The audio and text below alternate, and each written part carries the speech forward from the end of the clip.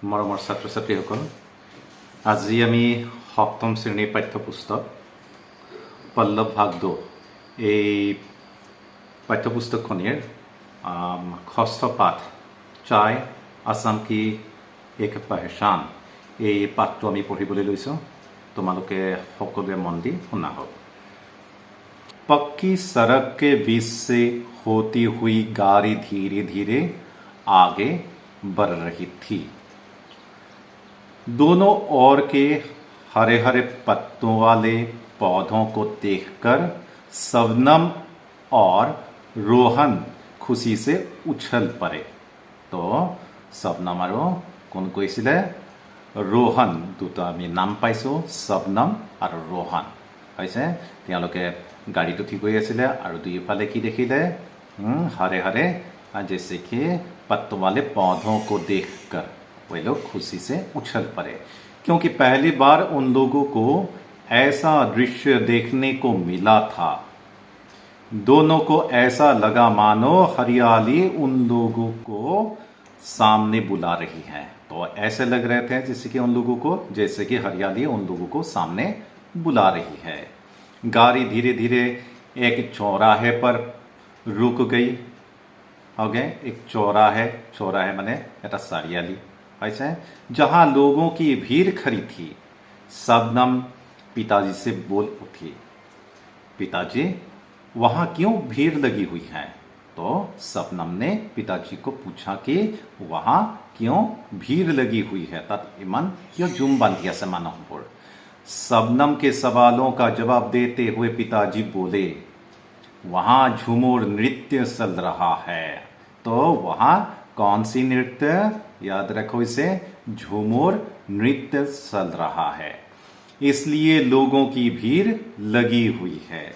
इसी बीच झूमर का सुमधुर गाना उन लोगों को सुनाई पड़ा। तो उसी समय उन लोगों को जैसे कि क्या है, झूमर की जो सुमधुर गाना है उन लोगों को सुनाई पड़ा।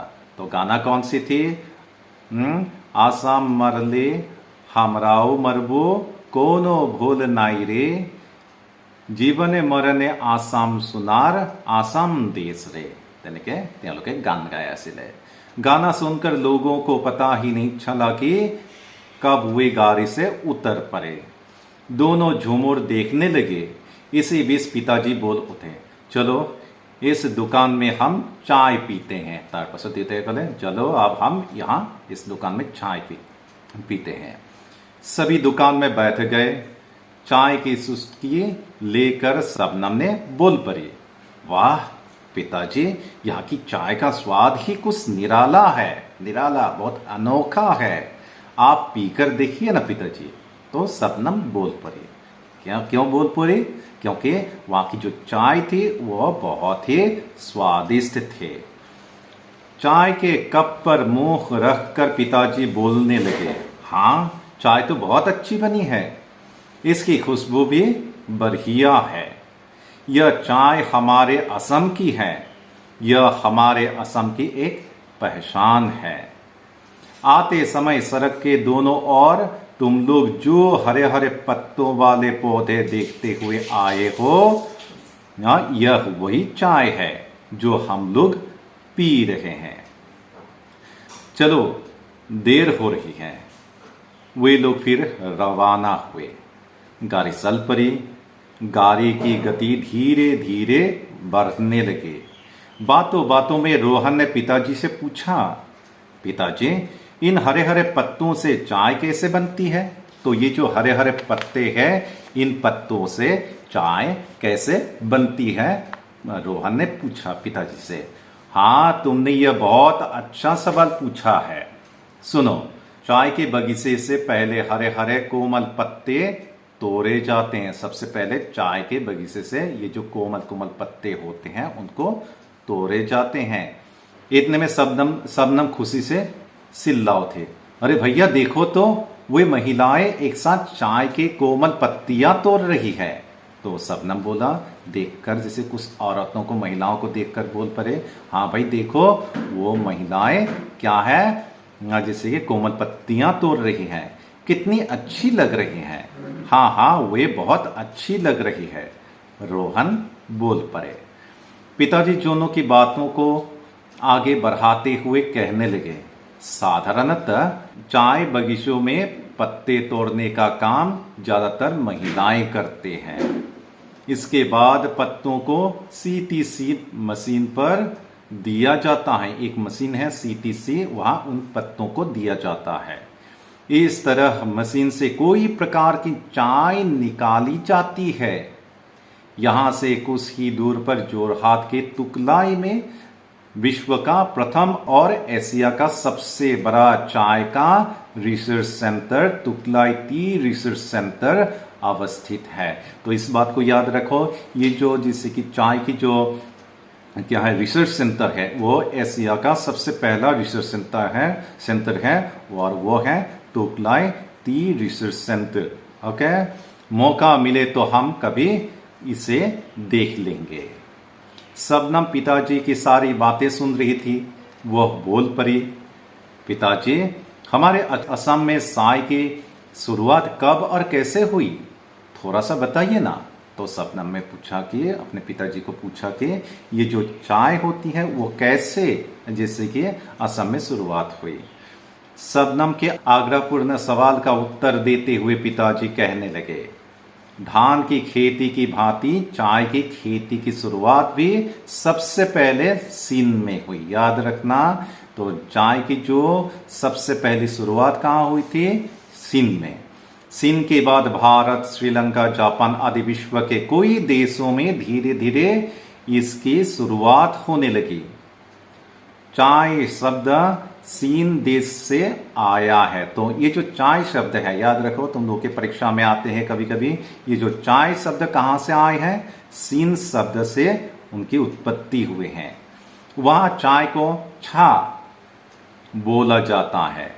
अंग्रेजी में इसका प्रतिशब्द है टी। हाँ, हम लोगों को मालूम है अंग्रेजी में इसे टी कहते हैं, इंग्रजी की भी है टी। ओके, सिंगफू जनजाति चाय को फिनाप अथवा फालाप नाम से जानते थे। तो ये जो सिंगफू जाति है वे लोग भी चाय पीते थे और वे लोग इसे फिनाप अथवा फिलाप नाम से जानते थे। आहोम लोग चाय को नाम फालाप शब्द से जानते थे। नाम का मतलब है पानी और फालाप का मतलब है चाय। इस प्रकार दोनों के मिलने पर अर्थ हुआ चाय पानी। ओके, तो 1823 में ईस्ट इंडिया कंपनी के एजेंट मेजर ब्रूस साहब को सिंगफू के राजा ने क्या किया था, चाय के 2 पौधे भेंट किए थे। तो याद रखो इसे कि ये जो 1823 में ईस्ट इंडिया कंपनी के, क्योंकि हम लोग को मालूम है कि पहले जैसे कि हमारे भारतवर्ष में जैसे कि अंग्रेजों का शासन थे, तो उसी समय ईस्ट इंडिया कंपनी जो अंग्रेज थे वहाँ के जो एजेंट थे वो ब्रूस साहब थे। उनको सिंगफू साहब, जिसे सिंगफू जो लोग हैं राजा ने उसे चाय के 2 पौधे भेंट किए थे। तो उसके बाद रॉबर्ट ब्रूस साहब ने असम में चाय की खोज की। इसी के बाद असम में रॉबर्ट ब्रूस ने चाय की खोज की। इस काम में असम के प्रथम चाय कृषक मनीराम देवान ने भी इनकी मदद की थी। तो कभी कभी प्रश्न आते हैं, असम के पहले चाय कृषक कौन थे, तो वो थे मनीराम देवान। इस तरह रॉबर्ट ब्रूस साहब की खोज से ही असम में चाय की खेती का श्री गणेश हुआ। श्री गणेश इस शब्द को देखिए आप सभी लोग। श्री गणेश का मतलब क्या है, शुभारंभ। सबसे पहले यहाँ शुभारंभ यानी इसको ढूंढने में समर्थ हुए थे। पिताजी कहते गए, 1839 में ईस्ट इंडिया कंपनी ने ही पहली बार असम में चाय की खेती की शुरुआत की। तो याद रखिए कब, 1839 में जो ईस्ट इंडिया कंपनी ने ही चाय की खेती के जैसे की शुरुआत की थी। इसके बाद भारत के अन्य राज्यों में भी चाय की खेती की शुरुआत धीरे धीरे होने लगी। ओके, असम का पहला चाय बगीचा है साबुआ चाय बगीचा। याद रखिएगा इस बात को, असम का सबसे पहला चाय बगीचा क्या कौन सा है। ओके, অসমৰ প্ৰথম চাহ বাগিচাখন কোনখন আছিলে, साबुआ चाह बागीचा। वैसे मनत रखिएगा। इसी बीच रोहन फिर बोल पड़ा, पिताजी ये वही मनीराम देवान है ना जिन्होंने स्वाधीनता संग्राम में अपना जीवन न्यौछावर किया था? तो रोहन ने पूछा। यही मनीराम देवन है जिन्हें स्वाधीनता संग्राम में क्या है, उसने अपने प्राणों को न्यौछावर किया था, अंग्रेजों ने उसे फांसी दिया था। हाँ हाँ वही है। वे हमारे असम के प्रथम चाय कृषक ही नहीं बल्कि देश प्रेमी भी थे।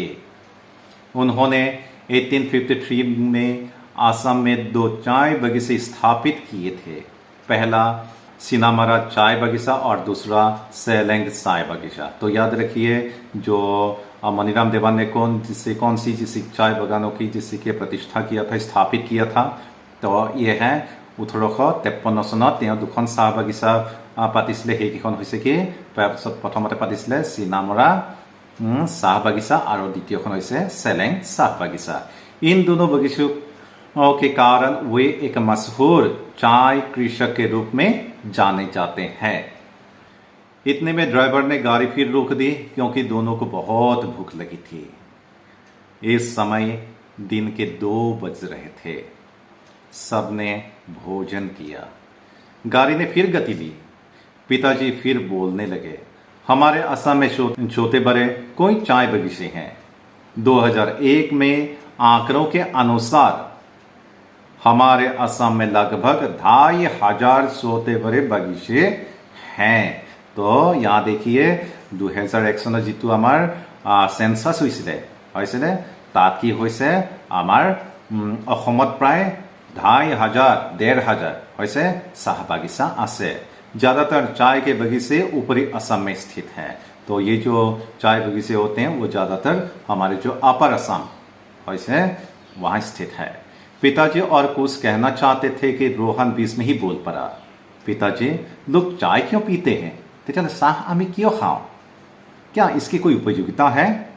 हाँ हाँ क्यों नहीं? तो पिताजी ने बोला कि हाँ भाई उनकी उपयोगिता है, क्यों नहीं? पिताजी ने उत्तर दिया, साधारणतः लोग शरीर एवं मन में ताजगी लाने के लिए चाय पीते हैं। तो चाय क्यों पीते हैं? क्या है, मन में और शरीर में ताजगी लाने के लिए। इसके साथ साथ और भी कोई वजह है? तो कोई जैसे और वजह है जिनके कारण लोग चाय पीते हैं। वैज्ञानिकों के अनुसार चाय पीने से फेफड़ों के रोग, कैंसर, हैजा, टाइफाइड आदि रोग होने की संभावना कम होती है। तेতিয়াহ'লে চাহ খালে আমাৰ কি হয়, যোনখিনি আমি কেঞ্চাৰ, হাইজা, টাইফয়েড বা মানে আমাৰ লাংছৰ যিবিলাক হাওঁফাওঁ যিবিলাক ৰোগ সেইবিলাক হোৱাটো মানে সম্ভাৱনা कम। সেইকাৰণে আমাৰ চাহ খাব লাগে। पिताजी ने आगे कहा, भारतवर्ष के ज़्यादातर लोग चाय पीते हैं और विश्व में भी इसकी बहुत मांग है। जिन देशों के पास चाय नहीं है वे अन्य देशों से इसकी आयात करते हैं। आयात का माने কি হৈছে, সেইবিলাক দেশে বেলেগ দেশৰ পৰা সেইবিলাক আমদানি কৰা হৈছে। आयात का मतलब आमदनी करा। विश्व में सबसे ज़्यादा चाय असम में ही होती है क्योंकि यहाँ की मिट्टी चाय खेती के लिए बहुत उपयोगी है। असम की चाय की विश्व बाजार में एक अलग पहचान है। कहा जाता है कि चाय के कारण ही अंग्रेजों ने असम में पहली बार 1885 में रेलगाड़ी चलाने की व्यवस्था की थी। তেতিয়াহ'লে কি পালো আমি ৰেলগাড়ী অসমত প্ৰথম কেতিয়া চলিছিলে আমি পালো 1885ত হৈছে। আৰু ৰেলগাড়ী ইংৰাজবিলাকে কেলে চলাইছিলে অসমলৈ? কাৰণ ইয়াত যিবিলাক চাহ পায় হৈছে সেইবিলাক তেওঁলোকে নিবৰ বাবে रेलगाड़ी प्रथम ইয়াত চলাইছিলে। इस तरह देखा जाता है कि हमारा असम चाय के लिए ही आज विश्व में प्रसिद्ध है। तो ऐसे ही गपशप करते करते हुए लोग शिवसागर पहुंच गए। ओके, तो यहाँ इस पाठ में हम लोगों को क्या मिला? इस पाठ में हम लोगों को मिला कि चाय के बारे में, असम चाय के लिए प्रसिद्ध है और इसके बारे में मिला। ओके, असम की चाय बहुत ही प्रसिद्ध है और चाय की हमें क्यों पीनी चाहिए। ओके, तो उसी के साथ साथ जैसे कि हमें झूमर के बारे में मिला। ओके, जो बागान में जो काम करते हैं वो लोग झूमर नृत्य कर रहे थे। ओके, तो यहाँ कौन सी मशीन में जिसे चाय की पत्तियों को दिया जाता है वो है CTC मशीन में। हमें ये ईस्ट इंडिया कंपनी के बारे में भी मिला। हो गए तो सबसे पहले चाय किस तरह से जैसे कि खोज निकाला था। हो गए तो यहाँ हम लोग को मिला था ब्रूस साहब के बारे में, जो अंग्रेज अफसर थे, हो गए एजेंट मेजर थे ब्रूस साहब, उसने किस तरह से चाय को जैसे ढूंढ निकाला था। और उसी के साथ साथ मनीराम देवान के भी बारे में भी हम लोग को मिला, जो असम के सबसे पहले चाय के कृषक थे। तो आप सभी लोग इस बात को देखिए और इस बात में जो जैसे चाय के बारे में जो बातें बताए गए हैं उसको याद रखने की कोशिश कीजिए। और साथ साथ ये जो चैनल है, इस चैनल को भी आप सभी लोग सब्सक्राइब कीजिए।